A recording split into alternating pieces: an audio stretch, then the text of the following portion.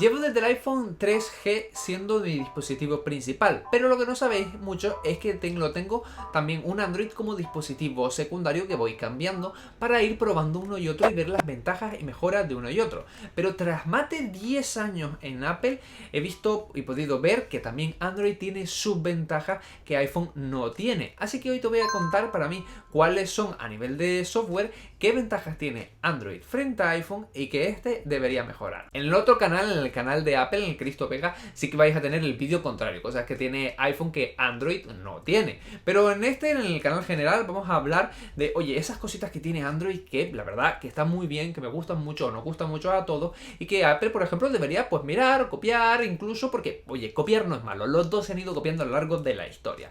Y voy a contar esas cositas que en Android me encantan. Lo primero, la personalización y el aspecto. Me parece que, aunque todavía queda que iOS 19 parece que va a ser un cambio revolucionario en el apartado del diseño, Android la verdad que es mucho más personalizable. Ya no es solo personalizable de, oye, entro a mi pantalla principal y ahí puedo personalizar más, sino por ejemplo algo como la pantalla siempre encendida, que Apple también lo tiene en sus iPhone. Aquí es mucho más personalizable la pantalla que podemos tener en nuestros dispositivos Android que tengan pantalla siempre encendida.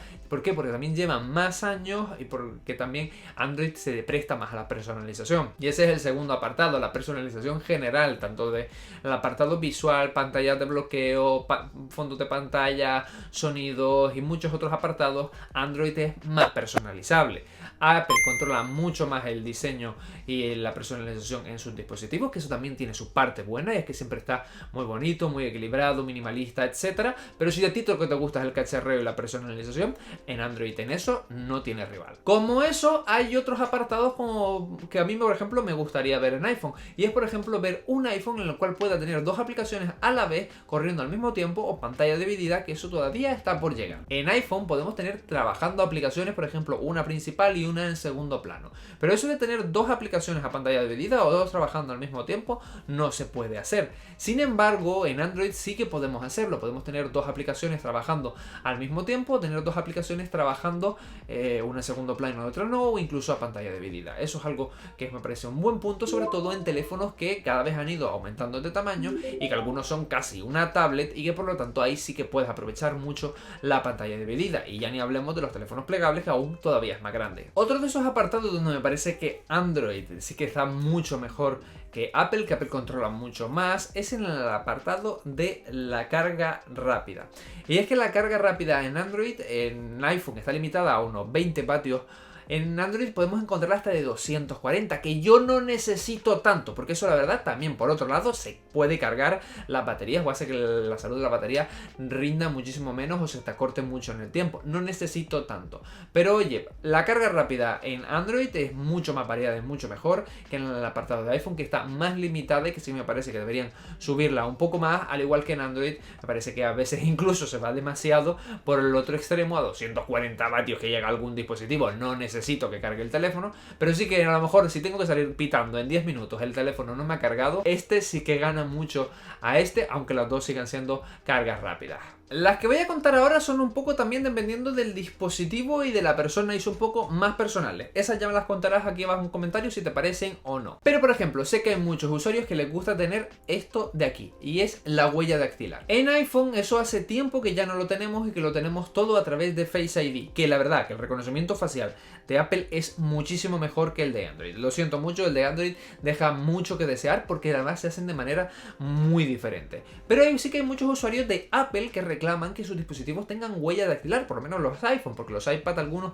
sí lo tienen. Y en Android eso sí lo tenemos, y podemos tener tanto el desbloqueo a través de la parte de arriba de la vista, como podemos hacerlo a través de la huella dactilar con sensores integrados en pantalla. Eso es algo que muchos usuarios de Apple reclaman, tanto para no utilizar la cara o porque les parece más cómoda la huella dactilar, y esas son opciones que vemos en Android que en Apple están más limitadas. Otra cosa que también está limitado y que me parece que eso debería empezar a cambiar especial. Es por ejemplo el modo escritorio con el iPhone. En los Android podemos hacer cosas como el Samsung Dex y parecidas con algunas aplicaciones en la cual podemos conectar nuestro dispositivo a un monitor o a un ordenador, etcétera, y utilizar el dispositivo, por así decirlo, en modo escritorio. Voy a ponerlo entre comillas porque eso ya lo hablaremos en otro vídeo. En un dispositivo como el iPhone podemos conectarlo a monitores externos a través del puerto USB tipo C, jugar incluso y utilizarlo y demás, pero realmente no hay un modo de escritorio como tal. Eso únicamente está en los iPad y en algunos modelos. Y eso creo que podríamos utilizarlo también en nuestros iPhone, dado que la potencia de sus chips arrasa e incluso es mejor que los dispositivos de Android de alta gama. Pero eso en software no está, y es algo que por ejemplo en Android sí puedo encontrar en algunos, como digo, modelos. También otra cosa que es más personalizable, pero quería separarla de la que os conté antes de la personalización general, es la personalización de notificaciones y las notificaciones en sí. En Android están más personalizadas, mejor gestionadas, y que me parece que es una tarea que Apple lleva un par de generaciones no teniendo del todo en cuenta, y que podrían generar un poquito mejor, y creo que en Android en ese apartado son más personalizables y están mejor gestionadas. Hay otros apartados que a lo mejor no, pero por ejemplo eso es un apartado que a mí en Android siempre me ha gustado bastante y lo hacen bastante bien tras generación, porque no es algo nuevo de las últimas. Y hablando de personalización, también tenemos mejor gestión de la batería. No digo que se degrade más o menos, etcétera, sino que es un poquito más jugable con ella a partir de los apartados de ajuste, y en la de iPhone está mucho más controlada con el sistema para ser todavía más optimizada. Son aquí, en este caso de la batería, dos formas de verlo. Las dos me parecen correctas según cómo se mire. Y la última es... bueno, mejor, la última me la vas a dejar tú aquí en la parte de abajo en comentarios, me vas a decir cuáles son esas que tú consideras esenciales. Pero se vienen más vídeos como estos, así que ya sabes, suscríbete a la campanita y sígueme en redes sociales y te contaré la última hora de más cositas del mundo de la tecnología en general. Nos vemos en el próximo video del canal, cuidaos mucho, chao chao.